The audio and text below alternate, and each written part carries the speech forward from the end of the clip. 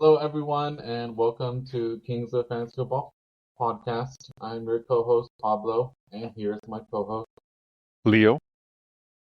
So, hot off the presses, on this week's episode, we are going to discuss the 2024 NFL schedule release that just happened on Wednesday, and we're going to talk about it from the perspective of what games we think are going to be high-scoring fantasy games. So, um, dive right in. Week one, the actual opener.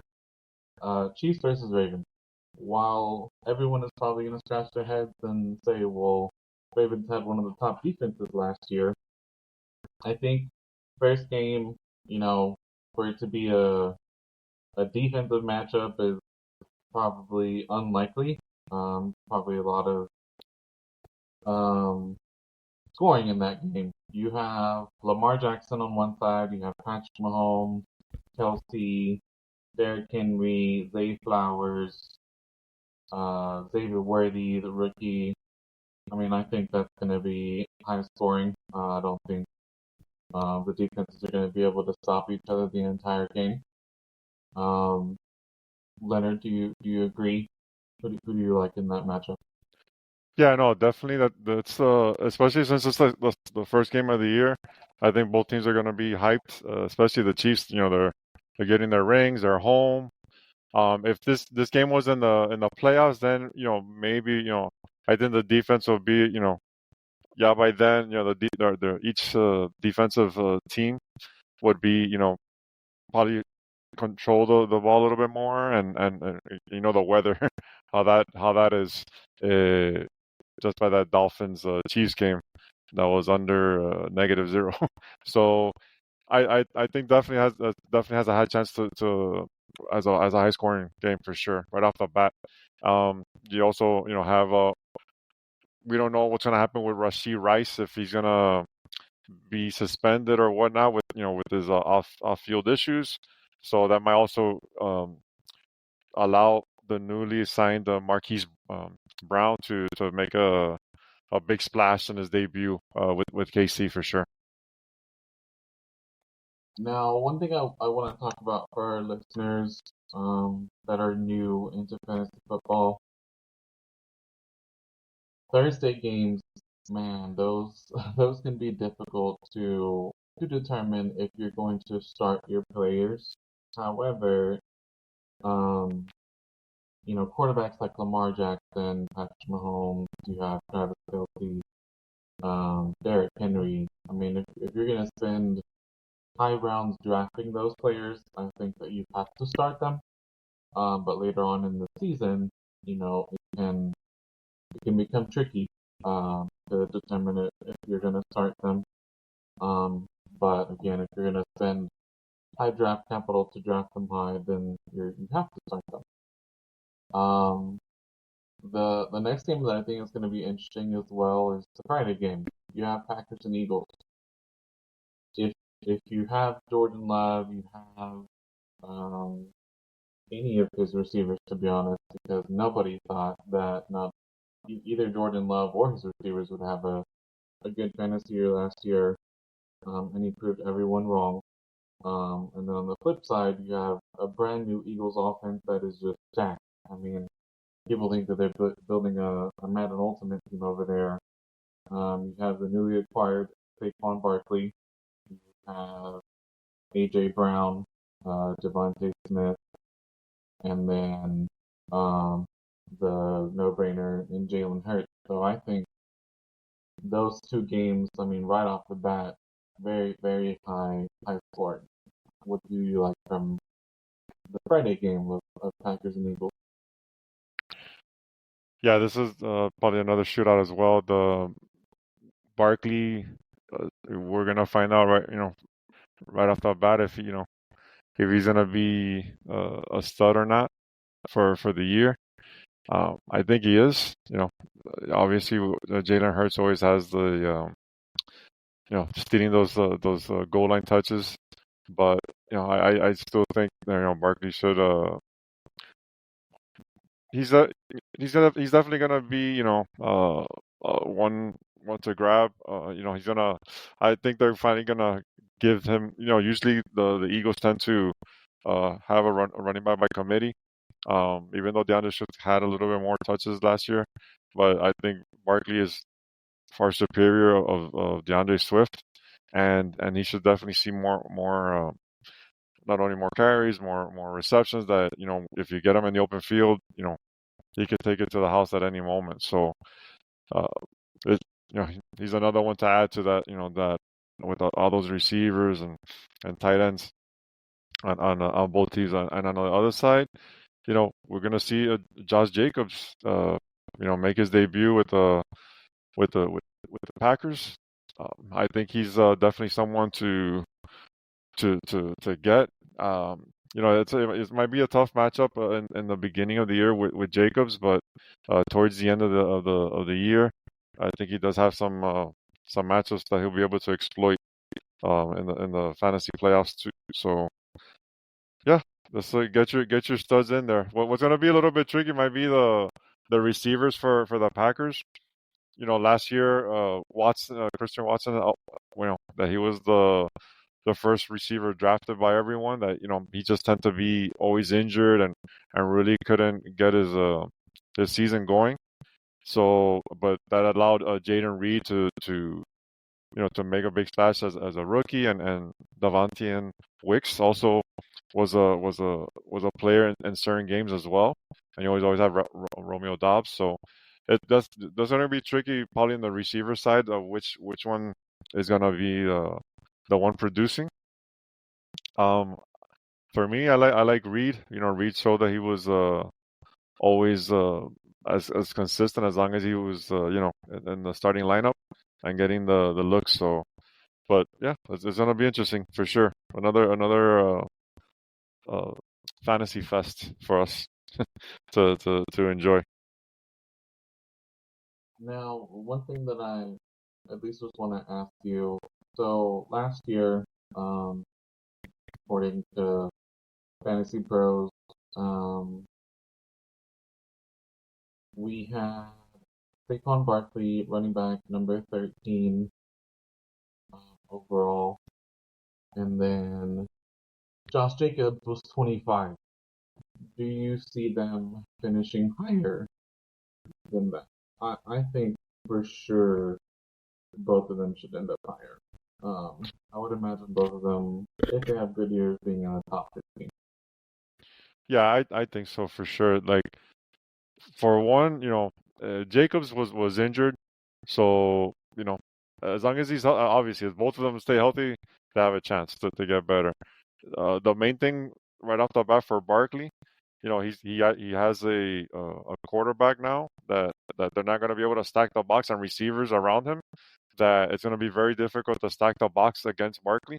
So that's going to allow him to get to pad the stats and get more easier looks and more area to run instead of having grabbing the handoff and having someone in your face. So he should have definitely more room to work. And Jacobs, he went from the Raiders that were the Raiders, and now yeah, he's in a better team as well that that has a rising quarterback with rising receivers. So another case that he'll have more opportunities to run as well. So their offensive line is pretty decent as well. So yeah, it should be they should definitely be ranked higher at the season's end compared to last year, 13 and 25 respectively for sure. What do you think about it? I definitely think that both running backs are in better positions where they were last year. I think being with the Eagles, if Barkley can do well, it's going to open up the play action. So I just think the Eagles, if any position player from the Eagles, but especially if you're drafting Barkley, I think it should be a slam dunk. Same thing for Jacob. I mean, I'm not saying that the Green Bay's running backs were non-existent last year in fantasy, but you had Aaron Jones who was dealing with injuries, and if Josh Jacobs is healthy, and I'm not thinking he's going to be a 3 three down back, but he's going to get the majority, then definitely it should be way higher than 25, which is what he finished. Now pivoting to a matchup where you're probably going to be like, wow, why would you think that matchup? I honestly think, and this is knock on wood because we all know what happened in the first game for the Jets last year. But I think the Jets have the capability of upsetting the 49ers. I know every analyst that I've seen once the schedule is released thinks that they're trying to,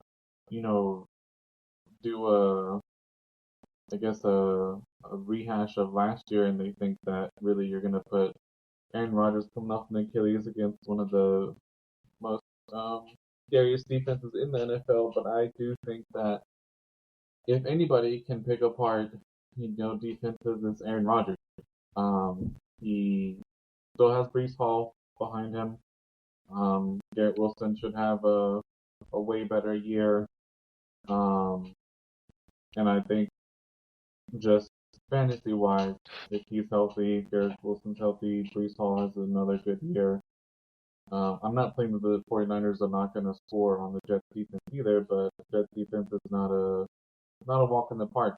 They had a really good defense last year, and I think if their offense can score points, I think that again that probably could be the upset of Week 1.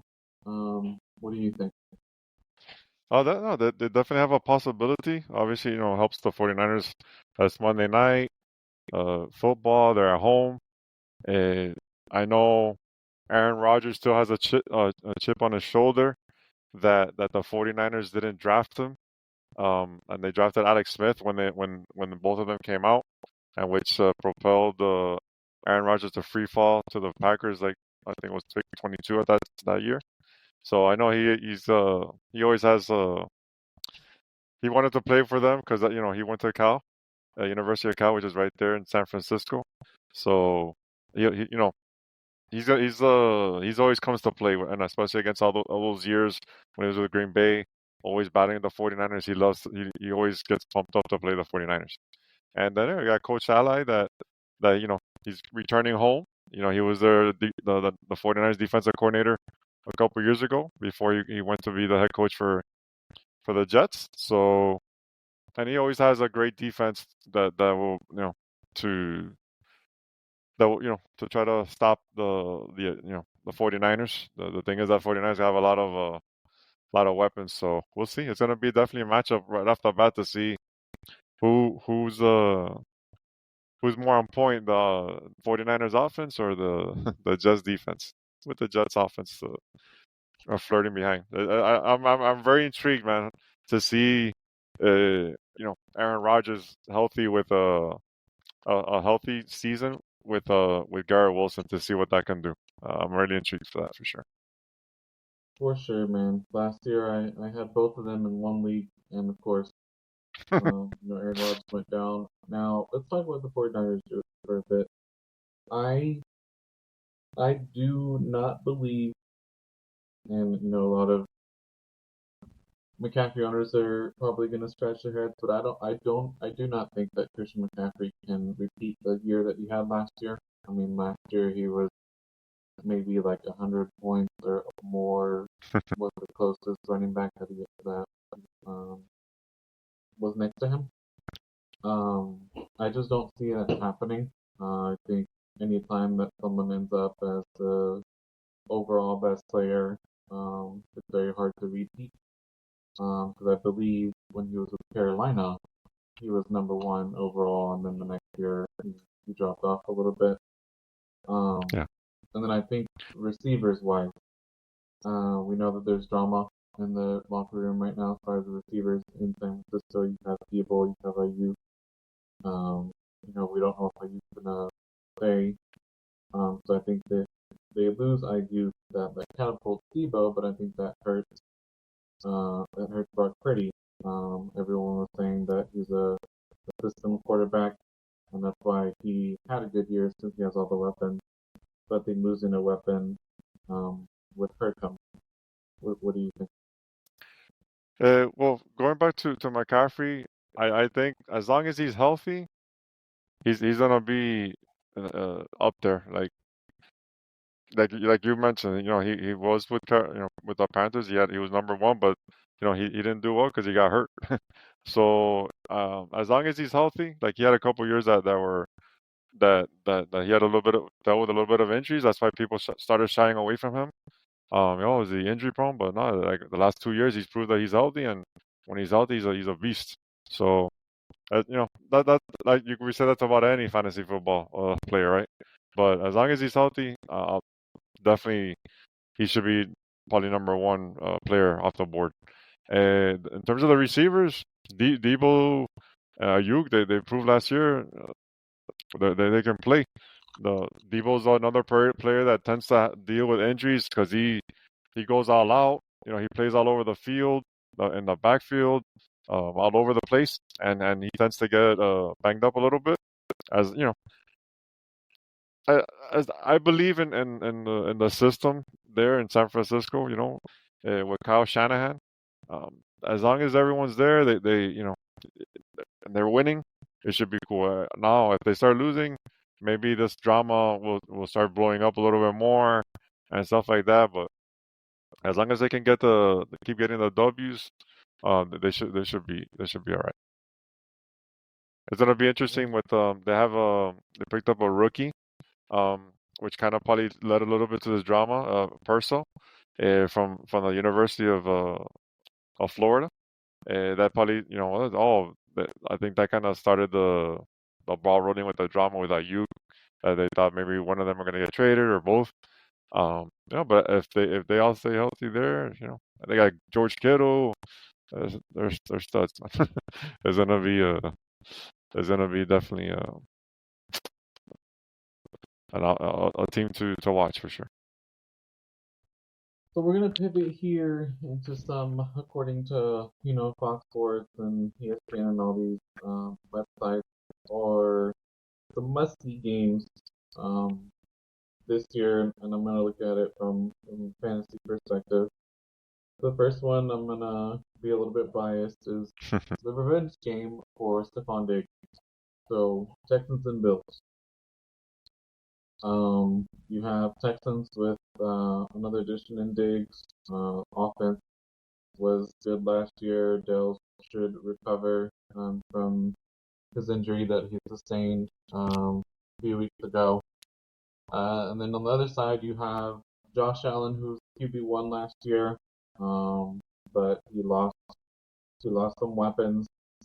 He does have a rookie that they drafted. He has Kincaid. He has Schultz. I mean, not Schultz. What's the other one? Kincaid and the tight end from Buffalo. Oh, Knox, Dawson Knox. So Kincaid and Knox. Um, I know everyone's probably gonna, have that circled on the calendar just to see what a lot of people have been thinking about is, did Josh Allen have consistency because he had to? So what do you think about that supposed revenge game? So yeah, that's gonna be. I think that happens in week 5, I believe. So that's gonna be a nice matchup to see. Uh, the the what the Texans did last year was unbelievable. I know you're their number one fan in Houston, but the president of their fan club. But and I told you, have faith, and then they showed up. But the CJ Stroud, I thought he was gonna be okay, but he proved without a shadow of a doubt that he was probably should have been the number one pick. And I know you're happy that the Panthers went with Young. But other than that, they had Collins, they had Dell, Schultz, and let's do a trade and pick up Diggs too, so that they're gonna be loaded to see the Bills defense. They got a little bit of a hit, with their cornerbacks. Some of them have left. Uh, their all-world Travis White, I think it was let go. and so it's going to be interesting to see how they can hang it. There's going to probably be a shootout. It's just going to be interesting to see what Bills receiver is going to rise, because they spent like a lot of capital trying to fill in the shoes of not only Diggs but also Gabe Davis also is gone as well. So you got Shakir that we'll see if he can step up his game. Curtis Samuel, which I've been high on. Hopefully, he gets more touches. They signed Chase Claypool. They just signed Marquez Valdez Scantling. It's just been they drafted Keon Coleman. So we're gonna see which he's got a plethora of receiver of there to throw to, and hopefully they can come up. Most of all those receivers are wide receiver twos, wide receiver threes. Unless one of them proves that they can rise up to be a wide receiver one. The main probably the one you want to attack and your draft to grab is going to be Dalton Kincaid. I think he's probably going to be the like I want to say maybe Travis Kelsey-esque Sam Laporta rise. If everything goes how I think they should, that he should, that was his first year. He dealt with some injuries. He did come on strong towards the end. So I think he's definitely one that you might want to grab there. If you miss out on those top tight ends that are gonna go early. I agree, especially with Kincaid. I think he had a good rookie year, like you said. He dealt with some injuries, but I think his stock should rise, especially if the wide receivers don't pan out for Buffalo. I think Kincaid could be Allen's security blanket. But speaking of Allen, I don't think he ends up as the QB1. I mean, he's had really good, 3-4 year stretch where he wasn't QB1, he was at least top five. But I think if you take away all these weapons, it's going to be really hard. But at least his saving grace is his legs. He gets you rushing touchdowns, he gets you rushing yards. So I think that'll be his saving grace. What game do you think our viewers should especially watch? Yeah, the Bills. Yeah, with Allen. You know, he lost a big hit with her with Diggs gone. But yeah, like we've talked before, he should make. I don't think he's gonna be the QB1. You know, but yeah, he can run. He's not gonna far too far though. Like he's still to me probably be top three, top five. Um, he's gonna be up there no matter what. Because he's a gamer. He does, he's a big boy. He's gonna run, gonna get touchdowns. When he's up, close to the goal line.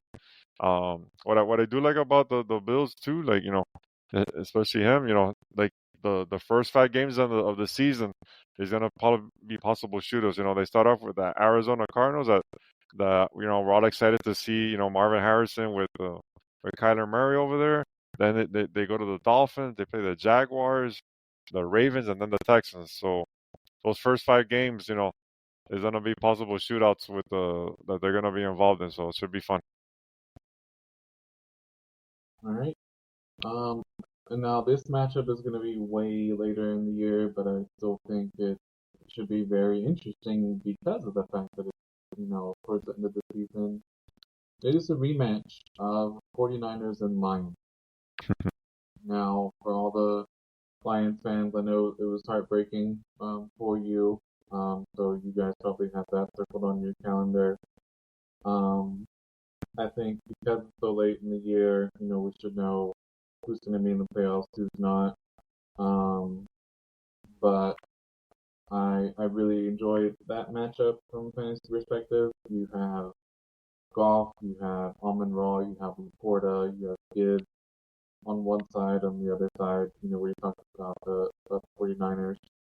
But let's talk about Detroit. I think the year that they had last year, from a fantasy perspective, how you had two really good running backs. You had Amon Ra, who's been consistent since he's been in the league, but the biggest surprise was Laporta. Um, I think Amon Ra is going to continue his consistency. Um, I don't know if Laporta will be able to have as good a year. What do you think? I think he's still gonna be have a good year as well. Tight ends tend to have take like a year or two to get acclimated to the league, and right off the bat, he was kind of like even Kelsey took a year to get going. Um, but like when Gronk came, he was a beast coming off the right off the bat. Uh, and he's just he's athletic. They use him great in that offense. Him and Saint Amon, Raw. Those are the two guys that clean house there. So I think he still be produce well for fantasy managers. Um, right now, I think he's the first tight end that's coming off the board, even ahead of Kelsey. Uh, as, what I've seen in ADP. So it's going to be interesting. I think I think he should still be productive. Obviously, injury, always away from injury. Right. So some other matchups that I think will again produce if you want to call them fireworks or um, the Eagles at Bengals week 8. So you have Joe Burrow coming off an injury, um, which devastated fantasy managers last year. It affected Jamar Chase, of course. I think from the clips that I've seen, I mean, Burrow's throwing, but we don't know what to expect. Of course, Jamar Chase, elite wide receiver. They lost Joe Mixon. I still think, even with losing Joe Mixon, these high-powered offenses nowadays, it's very hard for NFL defenses to stop them. And I think from a fantasy perspective, you want to have some of these elite playmakers that that you don't have to worry about. I mean, you're not going to be benching Joe Burrow, Jamar Chase. You're not going to be benching any of the position players from the Eagles. Um, do you think Burrow can rebound this year?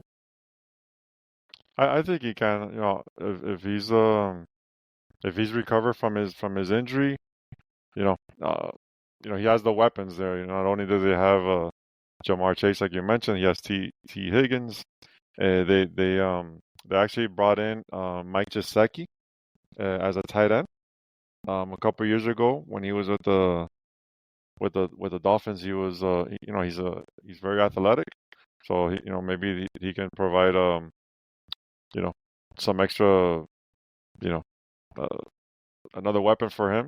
They did lose like you said they did lose Joe Mixon, but also they lost Tyler Boyd, he was a good third receiver for them. So it's gonna be interesting to see which uh, receiver comes through.